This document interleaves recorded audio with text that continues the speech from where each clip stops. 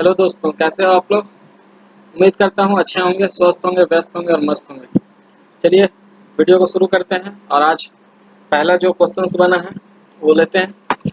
चीन हाल ही में भारतीय सेना के लद्दाख वाले एरिया में घुसपैठ बढ़ाई है। लद्दाख वाला जो क्षेत्र है यहाँ पे, तिब्बत वाला, यहाँ पर क्या है कि 3 जगह है ऐसा। पेगोंग इसो, ट्रिग हाइट और बटसे। ऐसी जगहें हैं जहाँ पे स्टैंड ऑफ अक्सर होते रहता है दोस्तों, चीन और इंडिया के बीच में। स्टैंड ऑफ और फेस ऑफ बताते हैं अभी। तो ये स्टैंड ऑफ लंबे समय से चल रही है, दोनों सेनाओं के आमने सामने, और युद्ध की स्थिति बनी हुई है। किसी तरह से कोई भी हमले नहीं हो रहे हैं। जब पूरा देश चाइना के खिलाफ है और रसिया भी साथ छोड़ चुका है और इंडिया विश्व में अपनी कृति हासिल कर रहा है, तो ऐसे में चाइना को डर से वह फेस ऑफ नहीं कर सकता। स्टैंड ऑफ मतलब जैसे दोस्तों युद्ध की स्थिति बनी हुई है। चाइना सैनिक बोल रहे हैं पहले आप, और इंडिया वाला बोल रहा है पहले आप। अगर कोई एक युद्ध छेड़ेगा तो युद्ध हो जाएगा, लेकिन ऐसी स्थिति बनी हुई है, लेकिन युद्ध हो नहीं रहा, तो इसको बोलते हैं स्टैंड ऑफ। और फेस ऑफ मतलब सामने सामने आकर युद्ध कर रहा है। तो फेस ऑफ होने से पहले चीन क्या कर रहा है, चीन अपना सैनिक को घुसपैठ के रूप में यहाँ पे लद्दाख वाला एरिया में घुसा रहा है। ठीक है दोस्तों, तो ये कहानी है। क्योंकि चाइना भी डरा हुआ है, पूरा दुनिया चाइना के खिलाफ है, रसिया भी साथ छोड़ चुका है, अमेरिका भी आए दिन चाइना को धमकी देते रहता है। तो ऐसे में चाइना बखला गया है और वो सोच रहा है कि मतलब यहाँ पर अपना ये दिखाओ, थोड़ा पावर दिखाएं। तो अब इंडिया, वो इंडिया 1961 वाला नहीं है कि युद्ध करके हार जाएगा। अब युद्ध हुआ तो इंडिया जीत जाएगा, ये चाइना को भी लगता है ऐसा। इसलिए वो फेस ऑफ ना करके घुसपैठ को बढ़ाने की कोशिश कर रहा है दोस्तों। तो यहाँ पर स्थिति गरमाया हुआ है थोड़ा माहौल। ठीक है, तो चलिए दोस्तों, ये सब क्षेत्र को याद रखना है कि क्वेश्चन पूछ सकता है कि ये पोंग इसो, ट्रिग हाइट और बट से ये किस जगह से रिलेटेड है, ये क्या क्षेत्र, ये क्या है, ऑप्शंस में देखे। और चलिए दोस्तों दूसरा क्वेश्चन को लेते हैं। दूसरा क्वेश्चन बना है कुछ इस तरह से। भारतीय रिजर्व बैंक द्वारा तय की गई नई रेपो रेट 4% कर दी गई है, और रिवर्स रेपो रेट जो है, और रिवर्स रेपो रेट क्या कर दी गई है, 3% कर दी गई है। तो ऐसा क्यों किया है? तो ऐसा करने के पीछे जो कारण है दोस्तों, वो ये है कि रिजर्व बैंक चाहती है कि बैंक वाला आसानी से लोन ले ले। बैंक वाला अगर ज्यादा पैसा बैंक वाला को देंगे तो बैंक वाला ये लोगों तक पहुंचाएगा पैसा। अगर बैंक कम लोन पे आरबीआई से लोन लेती है तो ये हम लोग आम इंसान को भी कम दाम पे लोन देगा। तो इससे क्या होगा कि मार्केट में पैसा बढ़ जाएगा, पैसा ही है, पैसा पूरा तरफ चारों तरफ से पैसा आ जाएगा। तो क्या होगा, पूरा लोग खर्चा करेंगे, तो इससे लिक्विडिटी बढ़ जाएगा, मतलब तरलता बढ़ जाएगा, मतलब चारों तरफ पैसा है पैसा। तो इससे इकोनॉमी को क्या होगा, इकोनॉमी फास्ट चलेगी, बूस्ट हो जाएगी, थोड़ी सी डिमांड सप्लाई का रेशियो थोड़ा बढ़ जाएगा और मार्केट में नया उछाल आ जाएगा। तो ऐसे इसलिए किया जाता है। और रिवर्स रेपो रेट 3% कर दिया गया है ताकि बैंक वाला आरबीआई को पैसा जमा करके इंटरेस्ट ना कमा के, बल्कि लोगों में पैसा बांट दे, ताकि लोगों से ज्यादा इंटरेस्ट मिलेगा उसको, आम आदमी से। तो ये आम आदमी को पैसा दे देगा। तो ये बस लिक्विडिटी के लिए ऐसा कर रहा है आरबीआई। ठीक है दोस्तों, तो उम्मीद है कि रिवर्स रेपो रेट और रेपो रेट समझ में आया होगा। रेपो रेट वह रेट है जो आरबीआई बैंक वाला को देता है, और उसके बाद रिवर्स रेपो रेट अगर बैंक आरबीआई में पैसा जमा कराती है तो वो उसको जो इंटरेस्ट में, तो उसको तो बोलते हैं रिवर्स रेपो रेट। और ये इसलिए करता है ताकि हम लोग को आसानी से लोन मिल सके, और अगर हम लोग को आसानी से लोन मिलेगा तो मार्केट में पैसा आएगा। तो चलिए दोस्तों दूसरा क्वेश्चन को लेते हैं, और दूसरा क्वेश्चन को करते हैं कुछ इस तरह से है। ये क्वेश्चन क्या बना है कि राष्ट्रीय ताप विद्युत निगम मतलब एनटीपीसी, एनटीपीसी जो है नेशनल थर्मल पावर कॉर्पोरेशन, और ओएनजीसी मतलब oil and natural gas corporation, ये दोनों ने हाथ मिला लिया है। क्यों मिला लिया है? क्योंकि इसके पीछे हम लोग बोल सकते हैं कि सरकार जो है 2022 तक क्या किया है, 175 गीगावाट का जो रिन्यूएबल एनर्जी है उसको प्रोड्यूस करने का लक्ष्य रखा है 2022 तक। अब ऐसे में एनटीपीसी जो कोयला से इलेक्ट्रिसिटी उत्पन्न करता है, इसका क्या काम, ये पॉल्यूशन फैलाता है। और ओएनजीसी जो ऑयल नेचुरल गैस है, जो ये तेल बेचने का काम करता है। अगर सभी व्हीकल्स जो है इलेक्ट्रिक व्हीकल्स आने लगेगा मार्केट में, तो फिर तो तेल का कोई यूज नहीं हो जाएगा। तो ऐसे में ये लोग ने समझौता किया है और बोला कि हम लोग रिन्यूएबल एनर्जी के ऊपर काम करेंगे, रिन्यूएबल एनर्जी सिस्टम डेवलप करेंगे, ताकि आने वाला भविष्य में हम लोग का कंपनियां बची रहे, मतलब बर्बाद ना हो। ठीक है, तो ये समझौता ये अच्छे किया है दोनों दोनों कंपनी आगे की स्थिति को, फ्यूचर को देखते हुए। तो क्वेश्चंस बन सकता है एग्जाम में कि कौन कौन सी दो कंपनियां मर्ज हुई है। तो ONGC, oil and natural gas corporation, और एनटीपीसी, ये दोनों मर्ज हो चुकी है। तो चलिए दोस्तों दूसरा क्वेश्चन को लेते हैं। बोला कि ओपन स्काई ट्रीटी, खुला आसमान संधि से अमेरिका ने बाहर निकलने की फैसला किया। Open open treaty, sky treaty क्या होता है दोस्तों?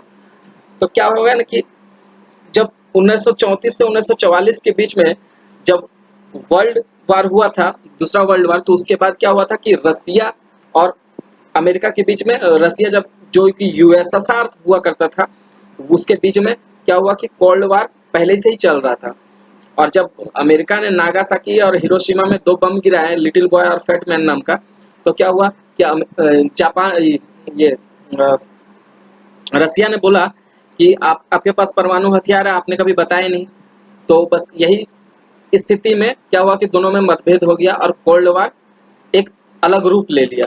और इस तरह से क्या हुआ दोस्तों कि 1991 आते आते रसिया जो है वो अमेरिका के सामने टिक नहीं पाया, और ये यूएसएसआर जो है वो 15 देशों में टूट गया, जिससे एक रसिया निकला। और रसिया आज भी अमेरिका के विरुद्ध में ही है। लेकिन 1991 में जब ये रसिया टूट गया, तब अमेरिका ने समझौता किया कि आपका सारा देश आपका साथ छोड़ दिया, क्योंकि आपके देश के अंदर कुछ जो गतिविधि हो रहा था वो राष्ट्र निर्माण के खिलाफ था। तो ऐसे में हम लोग क्या करेंगे, एक ट्रीटी करेंगे, एक संधि करेंगे, जिसमें आपका राष्ट्र का कोई भी वायुमान जो है हमारे राष्ट्र में आ सकता है, देश में आ सकता है और देख सकता है कि क्या हो रहा है अंदर। और उसी तरह से हम लोग आपके राष्ट्र में जाके देखेंगे कि क्या चल रहा है वहाँ पे, मतलब परमाणु हथियार बना रहे हैं, क्या कर रहे हैं, ये सब ताक-झाक करेंगे। तो ऐसे ट्रीटी बनाया। तो इसमें 35 राष्ट्र उसी समय शामिल हो गया था दोस्तों, 35 राष्ट्र, 35 देश शामिल हो गया, और ये ट्रीटी को बहुत बाकायदे से चल रही थी। तो क्या हुआ कि 2002 से लेकर 2016 तक क्या हुआ दोस्तों कि अमेरिका 196 बार रसिया के ऊपर ऊपर फ्लाइट उड़ाया, ये देखने के लिए कि रसिया में क्या चल रहा है। और रसिया ने ऐसा 71 बार किया। और इसके बाद क्या हुआ दोस्तों, हाल का जो न्यूज बना हुआ है वो कुछ इस तरह से बना हुआ है कि रसिया का एक पोलैंड और ये पोलैंड और लिथुआनिया के बीच में एक ऐसा जगह है, गाडगिल जिसको बोलते हैं। उस जगह पे क्या हुआ कि यहाँ पर रसिया का जो जहाज है, मालवाहक जहाज, यहाँ आके रुकता था। तो ऐसे में यहाँ पर एक रसिया ने एयरबेस बनाया है, और वहाँ पर आर्मी अपना बाकायदे से रखा है। तो यहाँ पर अमेरिका प्लेन उड़ा के यहाँ देखना चाहता था कि यहाँ हो क्या रहा है। तो रसिया ने साफ इनकार कर दिया, बोला कि नहीं, हम लोग यहाँ पर आपको आने का अलाउ नहीं करेंगे। तो इसी से नाराज होकर अमेरिका ने क्या कहा कि हम जो ट्रीटी जो बनाए थे, हम लोग संधि किए थे, वो संधि अब हम लोग तोड़ रहे हैं और हम संधि से बाहर निकल रहे हैं, क्योंकि आपने ताका झाकी का परमिशन नहीं दिया, आपने परमिशन रोक दिया। ठीक है दोस्तों, तो यहाँ पर कुछ लिखा हुआ फैक्ट, क्या फैक्ट लिखा हुआ है कि इस ये ट्रीटी में भारत शामिल नहीं हुआ था। जब ये ट्रीटी बना था, संधि बना था, तो भारत इसमें हस्ताक्षर नहीं किया था। और यही कारण है दोस्तों कि 1974 में स्माइलिंग बुद्धा नाम का परमाणु परीक्षण किया गया भारत में, और 1998 में ऑपरेशन शक्ति नाम से 2 परमाणु परीक्षण करके भारत ने ये बता दिया कि हम भी परमाणु संपन्न राष्ट्र हैं। अगर अब इस संधि में शामिल होने का अगर हम लोग को इनविटेशन मिलता है तो भारत तैयार है अब। तो इस तरह से है दोस्तों, इसको पीडीएफ में पढ़ लीजिएगा। ये पोलैंड और लिथुआनिया के बीच में एक जगह है जहाँ से व्यापार होता है, समुद्री व्यापार। तो यहाँ पर एक एयरबेस बनाया है रसिया वाला, तो यहीं पर अमेरिका को आने से अलाउ कर मतलब नहीं किया। तो इसी का ये मुद्दा बना हुआ है ये। ठीक है दोस्तों, तो चलिए अगला क्वेश्चन को हम लोग लेते हैं और समझते हैं कि क्या है अगला क्वेश्चन। अमेरिका ने रसिया को रोक दिया, ये सब देख लीजिएगा, उल्लंघन किया, तो इसलिए ये बाहर निकलने के लिए अमेरिका ये कर दिया पहल। ICMR, Indian council medical and research, ICMR. ICMR तो आजकल बहुत फेमस हो चुका है। आईसीएमआर जब से कोविड-19 आया है। तो आईसीएमआर क्या है? ICMR Indian council medical and research. इसने क्या किया है कि बोला है कि स्वास्थ्य कर्मियों को इम्यूनिटी बढ़ाने के लिए हाइड्रोक्सी क्लोरोक्विनिन दिया जाता था, एचसीक्यू दिया जाता था। कौन जिसको जो दिया देता था स्वास्थ्य कर्मियों को, जो कोरोना मरीज को देखभाल करता था, तो ऐसे में उन हेल्थ वर्कर्स को फिट फाट रहना जरूरी है दोस्तों। इसीलिए उसको हाइड्रोक्लोरी क्लोरोक्विनिन का डोज दिया जाता था इम्यूनिटी बढ़ाने के लिए। तो आईसीएमआर ने कहा है कि इसके जगह में आप कांगड़ा टी भी दे सकते हैं। जो कांगड़ा टी क्या है, एससीक्यू से ज़्यादा फायदेमंद करता है, ज़्यादा इम्यूनिटी पावर ये डेवलप करने में मदद करता है। तो वही उसके जगह में प्रतिस्थापित कर दिया गया है कि अब एससीक्यू नहीं देंगे, ये जो मलेरिया का दवाई था ये नहीं देंगे, स्वास्थ्य कर्मियों को क्या देंगे, टी पिलाएंगे, अच्छे से चाय पिलाएंगे। कांगड़ा टी ये हिमाचल प्रदेश में एक फेमस टी है जो इम्यूनिटी बढ़ाने का काम आता है दोस्तों, ठीक है। और इसके साथ साथ क्या बोला है कि एंटी एचआईवी दवा भी हम लोग स्वास्थ्य कर्मियों को देंगे ताकि वो प्रॉपर तरीके से फिट फाट रहे और कोरोना मरीजों का इलाज कर सके, ठीक है दोस्तों। तो इस तरह से न्यूज था ये। और अगला न्यूज हम लोग बढ़ते हैं लेके। अगला न्यूज क्या है देखते हैं। अगला न्यूज है कि बोल रहा है कि कोविड 19 के से बचाव के लिए 100 देशों को इतना बिलियन 160 बिलियन देगा, अरब डॉलर की सहायता प्रदान करेगा। कौन? World bank. बोला वर्ल्ड बैंक जो 100 गरीब देश है, जो जिसका इकोनॉमिक चौपट हो चुका है इकोनॉमी, उसको डब्ल्यूबी ने क्या करेगा, 160 अरब डॉलर का सहायता प्रदान करेगा, ठीक है दोस्तों, कोविड 19 को देखते हुए। तो ये डब्ल्यूबी का बात कर लेते हैं। वर्ल्ड बैंक जो है ब्रिटेन वुड्स सम्मेलन के द्वारा बना था। जब आईएमएफ बना था, इंटरनेशनल मॉनेटरी फंड जब बना था, तभी बना था ये साथ साथ में। और क्या था कि ये इसका जो प्रमुख है डेविड मालपास है, और इसका जो मुख्यालय है वो कहाँ है, कोलंबिया में है। डिस्ट्रिक्ट ऑफ कोलंबिया मतलब डीसी, वाशिंगटन डीसी। और दूसरा जो बना है दोस्तों न्यूज कि नाओमी ओसाका दुनिया का सबसे ज्यादा कमाई करने वाली फोर्ब्स की महिला एथलीट्स में शामिल हो गई है। 29वां रैंक आया फोर्ब्स लिस्ट में किसका, नाओमी ओसाका का, जो दुनिया में सबसे ज्यादा पैसा अभी वही कमा रही है एथलीट में, ठीक है दोस्तों। तो इसका टोटल नेटवर्थ, इसका टोटल पैसा बताया गया है कि कितना है, 37.4 मिलियन। तो ये एक न्यूज था स्पोर्ट्स का, ठीक है दोस्तों। और इस तरह से हम लोग आगे देखते हैं क्या है, आगे का न्यूज को कवर करते हैं हम लोग। आगे के हाल ही में आंध्र प्रदेश सरकार ने सूक्ष्म, लघु और मध्यम उद्यम मतलब एमएसएमई क्षेत्र में समर्थन करने के लिए क्या क्या है, रीस्टार्ट कार्यक्रम शुरू किया है। रीस्टार्ट के थ्रू क्या होगा कि एमएसएमई के अंदर में जो उद्योग आते हैं उसको बोला गया है कि 100 करोड़ की राशि देंगे प्रॉपर तरीके से उसको। ये जो बंद हो गया है महामारी के कारण, जो प्रॉब्लम हुआ है एमएसएमई में, उसमें 100 करोड़ रुपए देंगे। और अब से प्राइवेट कंपनियों से खरीदने के बजाय गवर्नमेंट क्या करेगा, एमएसएमई के थ्रू जो आते हैं छोटे मोटे उद्योग, उसी से ये परचेज करेंगे प्रोडक्ट, और निश्चित रूप से प्रोडक्ट परचेज करेंगे। और अगर जरूरत पड़ेगा एमएसएमई के वर्कर्स को तो स्किल डेवलपमेंट भी करवाएंगे। और परफेक्ट तरीके से बोलेगा कि स्किल डेवलपमेंट कॉलेज भी खोला गया है। कौन? यहाँ का सरकार, आंध्र प्रदेश सरकार, वाईएस जगन मोहन जो रेड्डी जी है वो। और बोले कि 200 करोड़ जो है व्यापारियों को, छोटे मोटे व्यापारियों को देंगे जिसका बिजनेस चौपट हो जाएगा कोरोना वायरस के कारण, कोरोना महामारी के कारण, उसको हम लोग 200 करोड़ रुपए का सहायता देंगे, ठीक है। और यहाँ बोला है कि यहाँ पर जो बिजली बिल है वो माफ कर दिया गया है दोस्तों 3 महीना का। तो ये बहुत बड़ा न्यूज है और अच्छा न्यूज है, ठीक है। तो बोल रहा है कि यहाँ का जो यहाँ का राज्यपाल है हरिचंद्रन है, वी हरिचंद्रन। और पापी गोंडा, राजीव गांधी और वेंकटेश्वर जैसे राष्ट्रीय उद्यान है यहाँ पे। ये सब एग्जाम में पूछा जाता है कि राष्ट्रीय उद्यान क्या क्या है, ठीक है दोस्तों।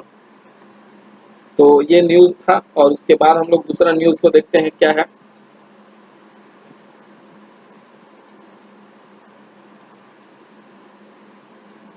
तो दूसरा न्यूज जो है वो कुछ इस तरह से है कि संयुक्त राष्ट्र ने मणिपुर की पहल खुडोल को जो है कोविड 19 के खिलाफ लड़ने के लिए एक 10 वैश्विक पहलों में सूचीबद्ध किया। मतलब 10 रैंकिंग ऐसे निकाला है जो कोरोना वायरस में जो मदद कर रहा है लोगों को उसमें। तो इसको भी रखा गया है खुडोल को, ठीक है। तो ये खुडोल क्या है, तो ये एक इनिशिएटिव है दोस्तों जो मणिपुर का एक एनजीओ कर रहा है, ठीक है। मणिपुर का एक एनजीओ है या ऑल नाम से। और ये एनजीओ क्या कर रहा है कि एलजीबीटी जो है, LGBT Q, lesbian, gay bisexual, transgender community, ये लोगों को क्या कर रहा है, खास ध्यान रख रहा है और उसको खास सुरक्षा उपकरण दे रहा है। कोविड-19 से वो लोग प्रोटेक्ट रहे, अच्छे से बच के रहे। तो ये छोटे मोटे जो लोग हैं इसको भी बहुत ज़्यादा मतलब केयर कर रहा है। तो इसको देखते हुए क्या किया संयुक्त राष्ट्र ने, मतलब यूएन ने बोला है कि ये बहुत बड़ा इनिशिएटिव है, बहुत अच्छा चीज़ है। तो इसको जो वैश्विक जो प्रॉब्लम्स चल रहे हैं उसमें 10वां रैंक दिया गया है अच्छे कार्यों में। ठीक है दोस्तों, तो ये बहुत बड़ा चीज़ है। और और क्या बोल रहा है कि मणिपुर जो है, मणिपुर का राजधानी इम्फाल है, राज्यपाल जानते हैं नजमा हेपतुल्ला है, और यहाँ का सीएम जो है बीरेन सिंह है। यहाँ पे एक नेशनल पार्क है, काबुल नामजाव नेशनल पार्क। ये क्या है कि एक मात्र मतलब इंडिया में फ्लोटिंग पार्क है, फ्लोटिंग नेशनल पार्क है। यहाँ पे क्या होता है कि दोस्तों फ्लोटिंग जब करता है लोकटक झील में या कामजाव काबुल लामजाओ नेशनल पार्क, तो यहाँ पर एक संघाई हिरन रहता है जो क्या करता है इधर से उधर जाने के क्रम में क्या होता है, यहाँ पर एक मतलब जो झाड़ी रहता है वो हिल जाता है। तो इसके कारण लगता है कि ये डियर डांस कर रहा है। तो यहाँ पर डांसिंग डियर भी इसको कहते हैं, ये डियर को। और इसी के चलते यहाँ का जो राष्ट्रीय पशु है वो संघाई हिरन रखा गया। कहाँ का? तो ये मणिपुर का राष्ट्रीय पशु क्या है? संघाई हिरन। ठीक है दोस्तों, तो ये मुख्य रूप से याद करने का चीज है। और हम लोग दूसरा क्वेश्चंस को लेते हैं और आगे बढ़ते हैं, देखते हैं क्या क्वेश्चंस है आज का। पूरा जापान अपने उपग्रहों की सुरक्षा के लिए एक नई अंतरिक्ष रक्षा इकाई की स्थापना किया है। देखिए दोस्तों, सुरक्षा हर लेवल पर होता है। जैसे भारत ने साकेत कर समिति का रिपोर्ट को मानकर क्या किया था, आर्मी को कम कर दिया था, और चाइना इससे पहले ही कर चुका है। चाइना अपना आर्मी को कम कर दिया है, जिसके कारण अभी क्या हो गया कि इंडिया आर्मी के मामले में सबसे बड़ा देश है। मतलब सबसे ज्यादा आर्मी इंडिया के पास है आज के डेट में। क्यों? क्योंकि पहले चाइना का हुआ करता था, चाइना अपना आर्मी में कटौती कर दिया। क्यों किया ऐसा? क्योंकि वो आर्मी का क्वालिटी बढ़ाना चाहता है, और इंडिया वाला भी ऐसा करने के लिए चाह रहा है। ठीक है, और ये जो साकेतकर समिति का रिपोर्ट जो आया था उसमें यही कहा गया था कि हम लोग आर्मी को कम करेंगे और उसका क्वालिटी में निखार लाएंगे। ठीक है दोस्तों, तो ये जो डिफेंस का है ये तो आर्मी, नौसेना और जो भी है ये सब। इसके अलावा क्या है दोस्तों, आज का जो ये चल रहा है ट्रेंड कि सैटेलाइट पर हथियाने का, सैटेलाइट पर कब्जा करने का। अगर सैटेलाइट किसी देश का कब्जा कर लिया, ये डिस्ट्रॉय कर दिया, तो यो युद्ध में समझो कि हार ही जाएगा। क्योंकि सारी चीज सैटेलाइट पे डिपेंड हो गया है, एरोप्लेन से लेके सब कुछ, रेलवे, ये सब कुछ सैटेलाइट से संचालित हो रहा है आजकल।